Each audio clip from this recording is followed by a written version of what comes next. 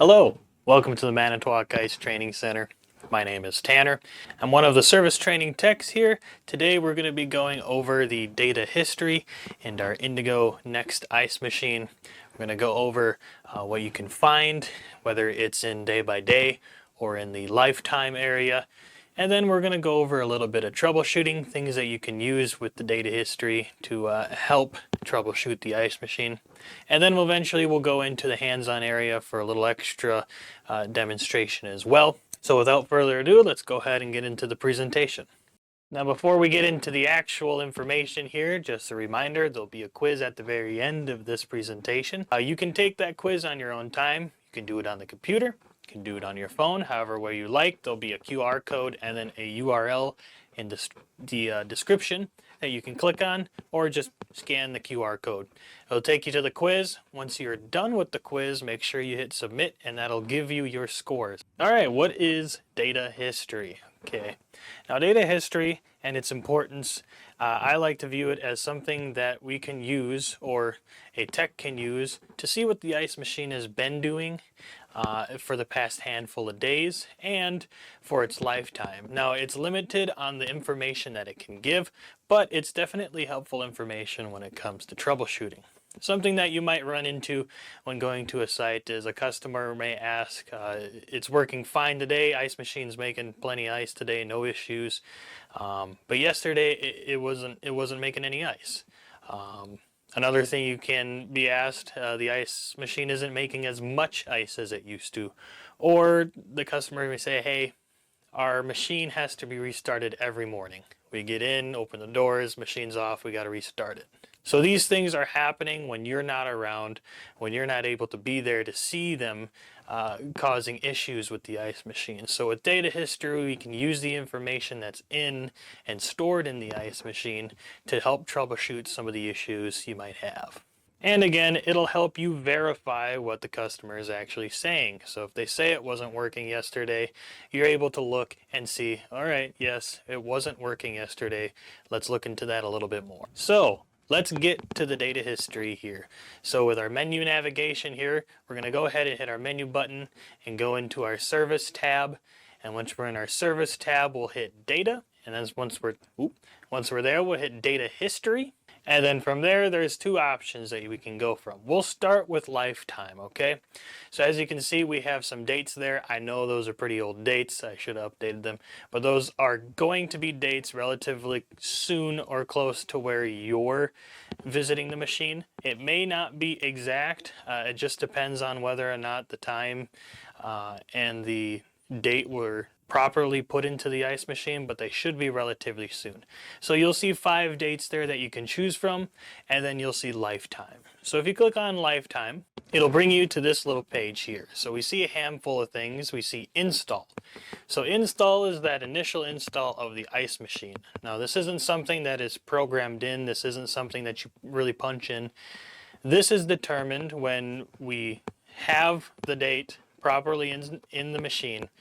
The machine says, hey, we've been up for 100 cycles. Okay, so when you initially install that machine, it's going to wait for 100 cycles, and then on that 100th cycle, it's going to say, hey, we've been installed on that particular date. So it's not going to be an exact date when it was installed. It'll be close enough. It'll be close to that initial install date, about 100 cycles difference, but that's how that determines the install date there. Control board replacement, if there was a control board replacement, that's where the date of it would be located. And control board date manufacturer also is there. These ones next are nice to have. We have runtime, so in hours it'll show how many hours in total that the machine has been running. It'll have a cycle count, so as the machine runs, it freezes ice, it goes into harvest, that damper door opens, closes, it says, hey, that's 1 cycle.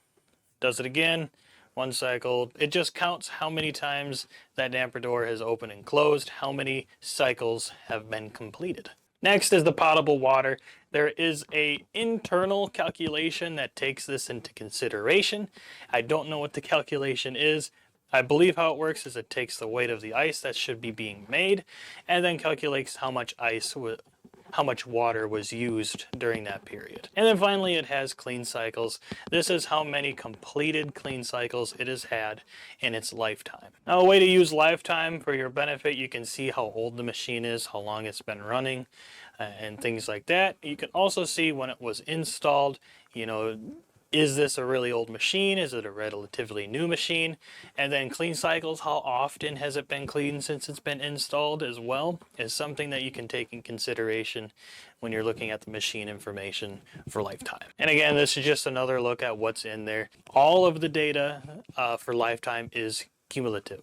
So that is everything that has been happening since the start or since the install of that machine. Okay, so we went over lifetime a little bit. Now let's go over date by date. Now we can actually use these day by days a little more for troubleshooting, verifying that machine was working properly when you weren't there. So to get there, again, we're going to go with menu, service, we'll hit data, data history, and then we'll choose one of these dates. All right, let's say we'll go a few days back. We'll hit 1/03/2020. Now again, that's going to be different depending on when you get there. So choose whichever date you feel necessary. If you want, check all of them. It's always a good idea just to see what's going on. So once you click on that, we're going to go into this tab here. So on your left, there are multiple options. We see minimum freeze, minimum harvest, maximum harvest. So what this kind of means for us, this page will show that one cycle that had a minimum freeze time and the one cycle that had a maximum freeze time, and the same for a minimum harvest and a minimum and a maximum harvest. And so once you choose one of those, you get highlighted there. On the right, you'll see a time, so the length of that maximum harvest. In this case, we're highlighting the harvest. So it'll show the maximum harvest length. It'll show the time of day that it had happened. And then it'll also show the temperatures of T1, T2, T3, and T4. All right, so our liquid line, discharge, and then in and out of our evaporator. So we will look at the minimum and maximum freeze first. A few examples that we can keep in mind when we go through the data history to kind of help us troubleshoot a little bit if we have issues that we're not seeing, okay? Again, we show up, machine's running fine, but the customer said yesterday it wasn't working. So to troubleshoot properly with data history, we also want to know when these temperatures are being taken. So in our box there, we have our length, so that's the length of the freeze. It has the time of day, so that's when it happened, whether it was in the morning, at night, it'll have that time of day. And then our T1, 2, 3, and 4. So T1 will be recorded at 6 minutes into the freeze cycle. Again, that's our liquid line. And then T2 will be recorded 1 minute before the end of a freeze cycle. Okay, so again, why that's important, our T2 is measuring our discharge temperature. Now this machine, we want 150 degrees of discharge temperature before we go into harvest so that we have a decent amount of heat there to help harvest the ice off the evaporator. And so that's why it's taken 1 minute before the end of the freeze, so we can see approximately how much heat we're having when we go into harvest. And then T3 and T4 is recorded 6 minutes into the freeze cycle. Okay, so we'll get into an example that we can use data history for in helping troubleshooting, trying to figure out what is wrong with the machine. So let's say, again, the customer or the restaurant owner saying, hey, today it's working fine, but yesterday it wasn't working, or we're having an issue overnight, things like that. We'll go into data history, we'll check the last few days. So what we can see here in our minimum freeze, so we had a freeze that was about 15 minutes and 30 seconds, not too bad. The time of day was 11:36, so close to mid-morning lunchtime. The T1, T2, liquid line temperature looking good. We have plenty of heat in our discharge line to make sure we harvest, and then our in and outs look relatively good as well. Looks like we're about to start freezing ice or getting close. Looks like we're about to start freezing water and getting close to it. So again, these recorded at 6 minutes into freeze, and then our T1 is 6 minutes into freeze as well. And then our T2, our discharge, is 1 minute before the end of the freeze cycle. Now our problem comes in here. We're looking at our maximum freeze. We have a length of 35 minutes. Now if you know, Our maximum freeze time is 35 minutes. At about this time, it looks like the time of day was about 11 o'clock at night or so. Our T2 is looking a little suspicious. Like we said before, we want 150 degrees at the end of that freeze time. So about 20 degrees lower there. And then our T2 and T4 are really low. So if we compare them to our minimum freeze, that was 24 and 26 degrees, 2 degrees is pretty low. Now in this case, we could link that to having no water. There's no load on the evaporator, so that's going to cause your issues here. Something you can also look at in this situation is going into your alert log and seeing if there's a water fault as well. Usually those two will link together. So double check your data history, and in this situation, hey, go and double check your alert log. See if there's any triangles in there that we got to double check. Okay, so we covered an example for minimum and maximum freeze times and then the data history for that. So let's go into the min and maximum for harvest. Now this one you might play around with a little bit more, but again guys, all the information found here is important. So again, we'll go ahead, we'll click on one of our days, and then we'll go and click on a min or maximum freeze. So the information that we'll find in here, again, we'll find the same kind of information. We'll have the length of that harvest, we'll have the time of day of that harvest, and then T1 through 4, and all the temperatures that go along with it. Now the slight differences here is that T1, T3, and T4 will be recorded at 30 seconds into the harvest, okay? But T2 will still be that 1 minute prior to the harvest cycle. So again, we'll still always have that T2 discharge temperature that we want to look at. And again, we're always looking for that 150 if possible. So that's what we'll find. Let's look at a few examples of some troubleshooting that we'll run into. First, we'll look at a sticking hot gas valve. Now we look at our top, our minimum harvest was 48 seconds, happened around lunchtime, T1, 97, T2, 165. That's plenty of heat to harvest ice. And then T3 and T4 look pretty good at 60 and 54. Now again, those are being taken at 30 seconds into the harvest. So about 30 seconds in, that's a decent temperature for our in and outs to be. Now our maximum harvest, we're seeing there, it says 7 minutes. Now again, our maximum harvest time is 7 minutes. Now it has that 7 minutes, and then we also have that water thaw. So obviously there's an issue there. 7 minutes, that's too long. Time of day, it happened about, a little later in the day, probably after the restaurant or something was closed, nobody's around. Temperatures, T1 85, T2 158. T3 and T4 are the issue that we're going to be keeping an eye on here, okay? We see with our minimum harvest, that was at about 55 to 60 degrees for T3 and T4, our in and out. In this situation, our maximum harvest is at 16 degrees and 18 degrees. That's below freezing. At this point in the harvest, 30 seconds in, that in and out should not be below freezing. It should be able to have enough heat to actually harvest that ice. And with 16 and 18 degrees there, it's not going to fall off the plate. So again, more than likely, we'll have an issue with the hot gas valve in this situation.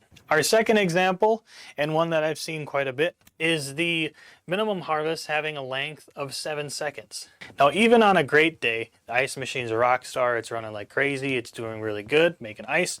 There is no way that a harvest cycle is going to be as short as 7 seconds. There's just no way. It's impossible. So, what could that possibly mean? Well, there's a handful of things that we would end up seeing when you get there. So more than likely, you open up the door on the panel and you see a slab of ice that is extra thick. Almost looks like there's 2 slabs sitting there. It's really, really thick, okay? Now, some may think right off the bat, hey, we got an issue with our ice thickness probe, all right? It's not telling the machine we need to go into harvest and get that ice off the plate. Now, more than likely, that is not the issue here. What our real issue here is our bin switch is going like this. It's opening and closing and opening and closing. Okay, more than likely the ITP is doing its job. It's getting that ice machine into harvest. But once it's in harvest, after about 6-7 seconds, that bin switch just opens on its own and opens on its own. And it does that repeatedly, causing that slab to get bigger and bigger and bigger, okay? Now the reason behind we don't believe that it's usually ITP is a few reasons, okay? We have that 35-minute max freeze, so no matter what, after 35 minutes, we're going straight into harvest. And once we're in harvest, if there's a big old slab of ice on there, it will take a good amount of time to actually harvest that off. Even it might take 7 minutes and then go into the thaw state. But after that thaw state, if water is running over the evaporator, melting that ice, there shouldn't be any ice left over after that thaw sequence. So really it only leaves that bin switch that's been activating and deactivating on its own, causing that control board to have bad information and say, hey, we harvested really quickly, let's keep on making ice. Okay, but let's say you do feel like you have an issue with the ice thickness probe. Let's go ahead and double check that. Let's go over to the training center. I'll show you how to do the tap test and a few other things so we can double check that the ice thickness probe is properly working. Okay, let's cover the ITP tap test real quick. So what we'll do, obviously I have panels off, so make sure you got your front panel off so you can get at your ITP in here. We'll go ahead and take our curtain out, set that off to the side, and then here's our ITP. We'll go ahead and unhook that real quick. So we want to double check, is there any scratches, any kind of cracks? You can even shake it up next to your ear here, see if there's any water in there, anything loose, broken, even a bulge. If this starts to pop or any kind of, you know, deformality to this, your ITP's bad, you're going to want to replace it, all right? But if the ITP looks all right, let's go ahead and try this tap test real quick. So to get there, we're going to hit our menu button, we'll hit data, real-time data, and then we'll hit inputs. So here we'll see a handful of things. We have our curtain switch 1 and 2. We have our ITP frequencies there, our water level low and high. We're looking at the ITP frequencies there, 100 and 120 hertz. Okay, we see those numbers. They're at about in between, 200 to 250. There's not a magic number that we're looking for, okay? What we're looking for is for those numbers to increase. So once we got this open, we'll go ahead and grab our ITP, and we'll just scratch this bump that's on the back side of it, okay? We'll scratch it, and we'll see those numbers climb, and they'll climb, and they'll climb, and they'll climb. And we'll say, hey, okay, it knows, it hears the fact that we're scratching that ITP. That means the little speaker inside that ITP is working just fine. It can hear just fine. So there is no issue with our ITP. But again, before you even try doing the tap test, double check, make sure the wiring on this looks good, make sure all that is fine, make sure there's no damage to the ITP. Sometimes when those thick slabs, those double slabs, they'll end up freezing onto this ITP and can cause that to break. So we want to double check that the actual ITP itself doesn't have any kind of damage to it. But other than that, there's your ITP tap test. We'll send it back over to the presentation. All right, we're back into the presentation here. We went over some of the diagnosis for the ice thickness probe. Okay, we figured out the ITP is working fine, but we still have this big old slab of ice. Like we said before, more than likely we have issues with our bin switch. So we're going over the information here again. Like earlier, we have that 7-second harvest. Again, guys, there's no way it's harvesting in 7 seconds. It's not possible. It's not going to happen. We also see it's possible that we'll have a maximum harvest of 7 minutes. Okay, maybe that did chatter, the bin switch chattered a little bit, skipping that with a 7-second harvest. But then the next one, that next harvest, has to harvest a whole double slab on there. So it's going to take a whole 7 minutes and the thaw state to get that ice off the evaporator.